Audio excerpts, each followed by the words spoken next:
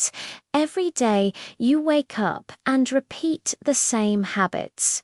Some of them are helping you grow, others are quietly holding you back. Bad habits don't ruin your life overnight.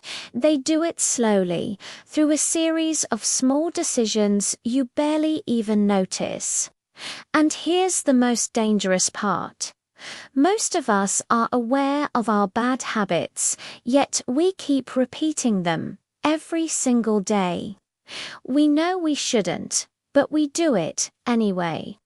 It's a cycle that can feel impossible to escape. In this video, we're going to talk about how to break those cycles. We'll explore how to build good habits that stick not through intense pressure or fleeting motivation, but through something more powerful: awareness, patience, and simple, consistent discipline. This isn't about a dramatic life overhaul.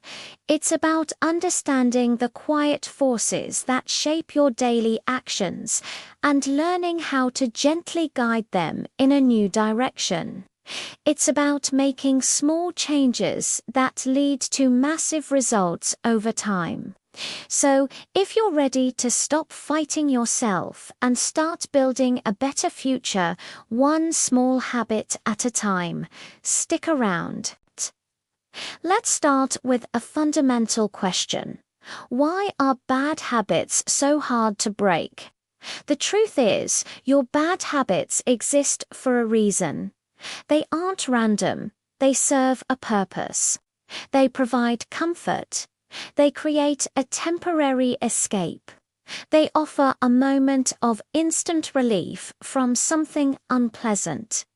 Think about it. We scroll through our phones instead of sitting with our own thoughts.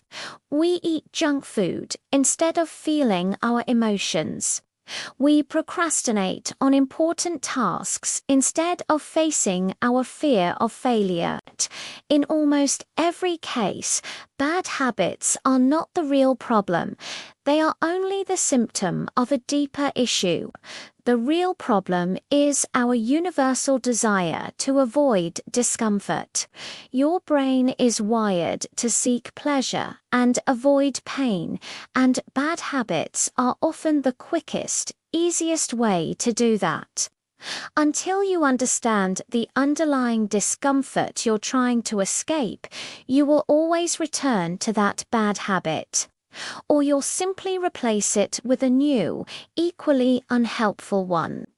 This is why awareness always comes before change. You have to diagnose the problem before you can treat it. So the first step isn't to judge yourself, it's to get curious.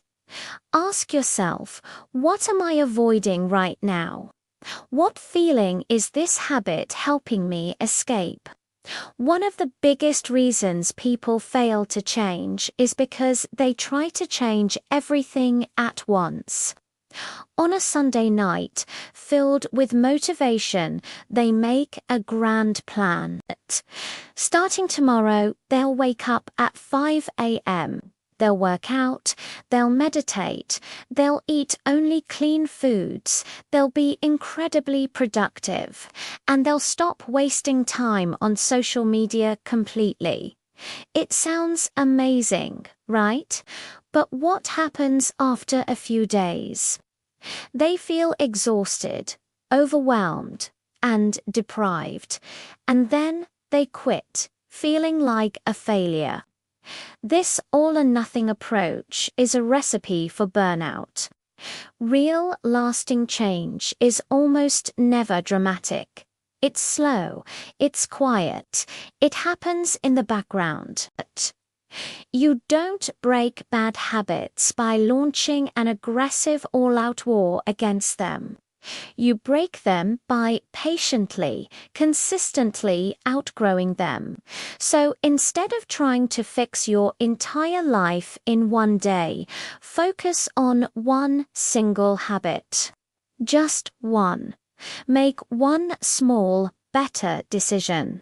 Choose one daily improvement you can commit to. Progress matters so much more than perfection. The goal isn't to be perfect tomorrow. The goal is to be just a little bit better than you were today. That tiny bit of progress, compounded over weeks and months, is what creates real transformation. Now, here is a simple rule that completely changes the game. You don't eliminate bad habits. You replace them. This is crucial. If you just try to remove a habit like telling yourself, "I will not eat junk food," you create a void. Your brain hates a vacuum. It will immediately start searching for something to fill that empty space, and it will usually default back to what's familiar and easy, the very habit you retrying to stop.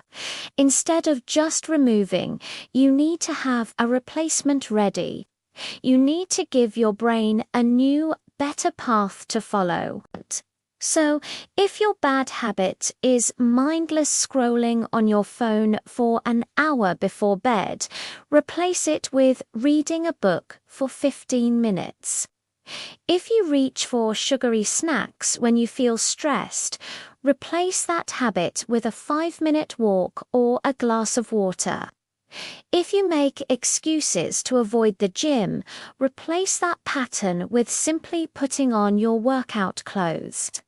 The action of replacing gives your brain clear direction. It's not about fighting an urge with willpower. It's about redirecting that urge towards a more positive outcome. Your brain doesn't need to be deprived. It just needs better instructions. To make good habits truly last, they need to be connected to your identity. This is a powerful psychological shift. There is a big difference between saying, "I want to exercise more," and saying, "I am someone who takes care of my body." The first statement is about a desired outcome. The second is about who you are.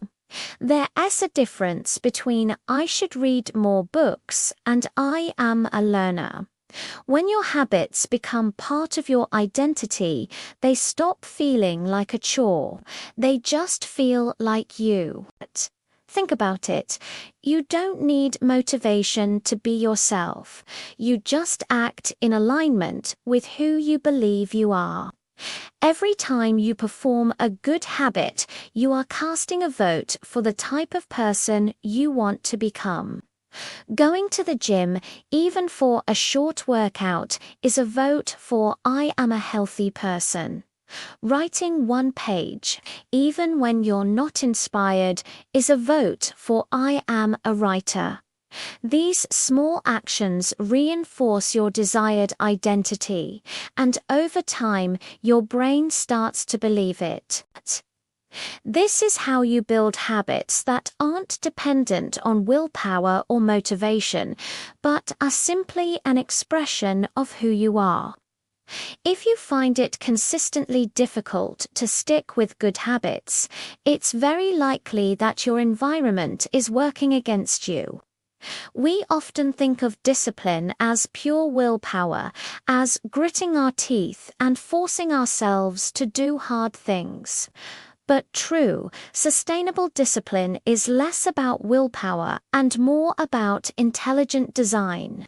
You need to architect your environment to make good habits the easy choice and bad habits the difficult one. For example, if you want to eat healthier, don't keep junk food in your house.